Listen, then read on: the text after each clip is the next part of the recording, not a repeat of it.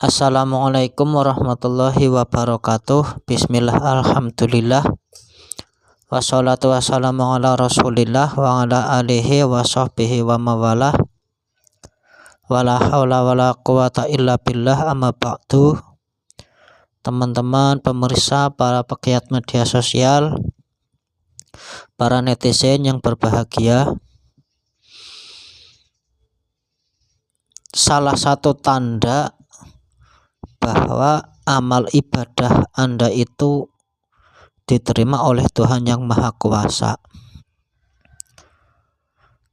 Ibadah Anda, apapun ibadah Anda, entah itu sholat, puasa, zakat, haji, membaca Quran, istighosah, mujahadah, sedekah, dan amal-amal ibadah yang lain yang berhubungan dengan akhirat, itu adalah amal ibadah yang perlunya untuk kita haturkan kepada Tuhan Yang Maha Kuasa agar diterima. Diterimanya sebuah amal ibadah adalah wujud kebanggaan bagi kita sebagai hamba, sebagai kawula terhadap Tuhannya. Karena salah satu amal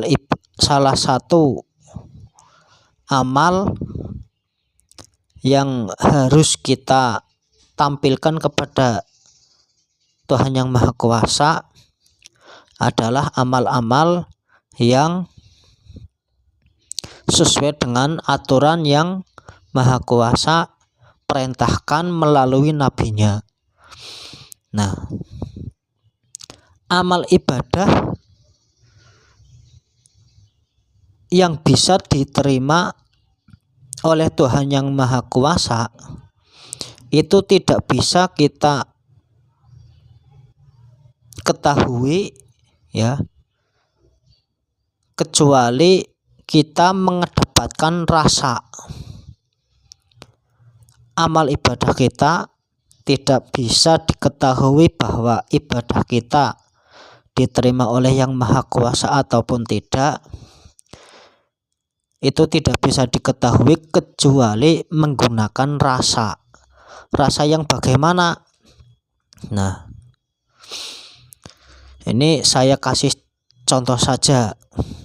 Contoh ini mengikuti atau berdampak kepada contoh-contoh yang lain. Semisal Anda menjalankan ibadah, bagaimana kehidupan Anda sebelum ibadah dan setelah Anda ibadah? Kehidupan Anda sebelum ibadah bagaimana, setelah ibadah Anda bagaimana? Contoh seperti ini. Kehidupan Anda setelah sholat, setelah puasa, bagaimana? Kehidupan Anda sebelum sholat, sebelum puasa itu bagaimana? Apabila ibadah Anda, sholat Anda itu termasuk kategori tanha 'anil fahsya'i wal munkar, maka sholat Anda itu bisa dinyatakan diterima oleh Tuhan Yang Maha Kuasa. Tetapi apabila ibadah Anda, sholat Anda itu tidak bisa mencegah perbuatan dari keji dan mungkar, maka bisa dikatakan amal ibadah Anda itu belum bisa diterima. Karena ketika Anda menafsiri atau memaknai bahwa inna sholata tanha 'anil fahsya'i wal munkar, itu tidak boleh kita menyalahkan Qur'annya, tapi melihat pada kondisi, pada setiap orang yang menjalankan sholat. Bagaimana sholatnya? Apakah sholatnya itu bisa berdampak bahwa orang tersebut bisa menghindarkan diri dari perbuatan keji dan mungkar ataupun tidak? Nah, apabila kehidupan Anda setelah Anda menjalankan sholat kok Anda itu lebih tenang, lebih santai, lebih padang pikirannya, lebih jembar hatinya, lebih lapang dadanya, lebih dewasa, lebih bijaksana, maka itu salah satu tanda mengindikasikan ibadah Anda, sholat Anda, puasa Anda itu diterima oleh Tuhan. Tetapi sebaliknya, apabila setelah Anda itu menjalankan ibadah, menjalankan sholat, menjalankan puasa, menjalankan haji, bahkan zakat, itu semua dilakukan, tetapi setelah menjalankan itu Anda tidak bisa mencegah perbuatan keji dan mungkar, semisal korupsi tetap berjalan, menghujat orang tetap berjalan, mengkafirkan orang tetap berjalan, menganggap orang lain murtad yang tidak sependapat Anda dengan Anda berjalan, dan amal-amal yang atau kegiatan yang sebelumnya itu baik kok setelah Anda menjalankan ibadah lebih jelek daripada sebelumnya, berarti ibadah Anda itu belum bisa dianggap diterima, atau bahkan ibadah Anda itu hanya sebatas pencitraan. Nah, bagaimana kalau sebelum ibadah Anda lebih tenang daripada setelah ibadah? Berarti ada kemunafikan di dalam hati kalian. Berarti Anda belum bisa menikmati bagaimana nikmatnya beribadah. Setelah Anda ibadah, seharusnya hati Anda itu lebih bijaksana, lebih bijaksana, lebih lapang dada. Ketika mendapat hujatan dan sebagainya, itu Anda lebih sabar, lebih bersyukur dengan apa yang Anda terima. Jadi ibarat ibadah Anda, sholat Anda, wiridan Anda itu diterima, itu bukan hanya sebatas ketika Anda meminta berdoa terus bruk uang sekian di hadapan Anda, bukan. Minimal itu Anda merasa nyaman, merasa damai. Itu ketika Anda setelah ibadah. Bagaimana kalau ada orang yang tidak pernah ibadah kok merasa nyaman? Lah ini ada apa di dalam hatinya? Karena apa? Ketika orang yang tidak pernah ibadah kok merasa nyaman, ini sebenarnya dalam hati mereka itu lebih berbahaya daripada orang yang menjalankan ibadah tetapi masih berbuat jahat. Karena apa? Dia tidak punya pembanding.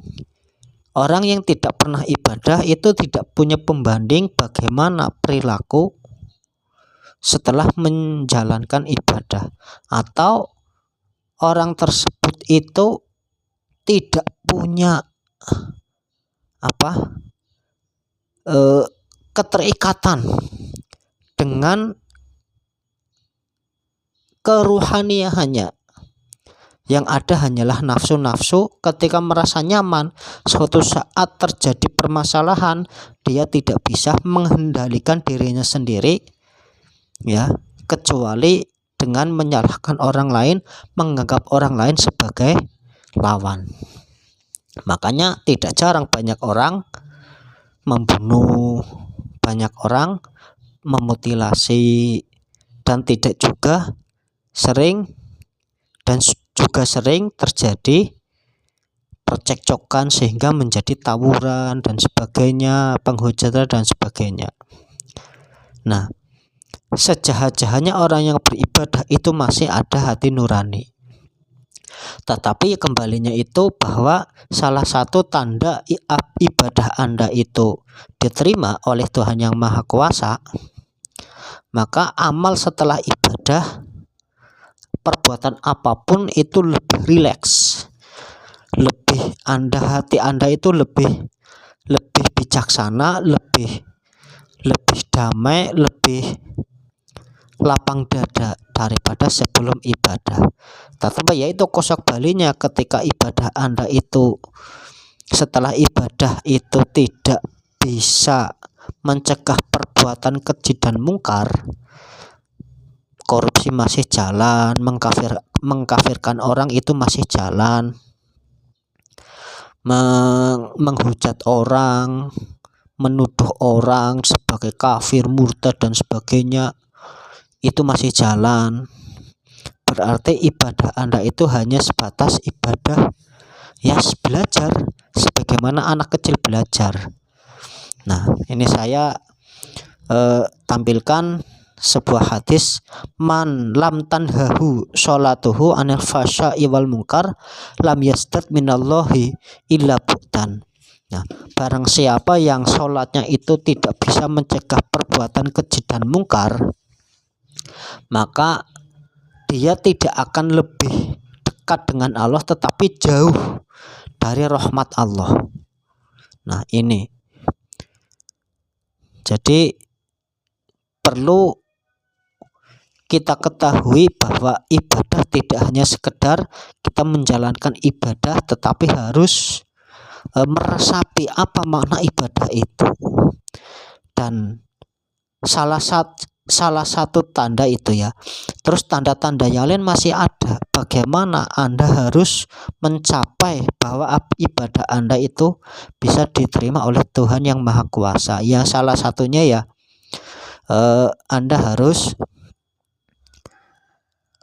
mencari rezeki yang halal. Itu prosesnya, proses menuju ibadah Anda itu diterima oleh Tuhan yang Maha Kuasa. Dan tidak kalah pentingnya bahwa ilmu, sekhusyuk apapun Anda, ibadah Anda, tetapi Anda tidak bisa mengetahui syarat, rukun dan batalnya sholat dan sah tidaknya sholat, maka Anda berpotensi bahwa ibadah Anda tidak diterima. Karena bagaimanapun yang namanya ibadah itu harus memenuhi syarat dan rukun, batal dan yang lainnya. Demikian. Wassalamualaikum warahmatullahi wabarakatuh.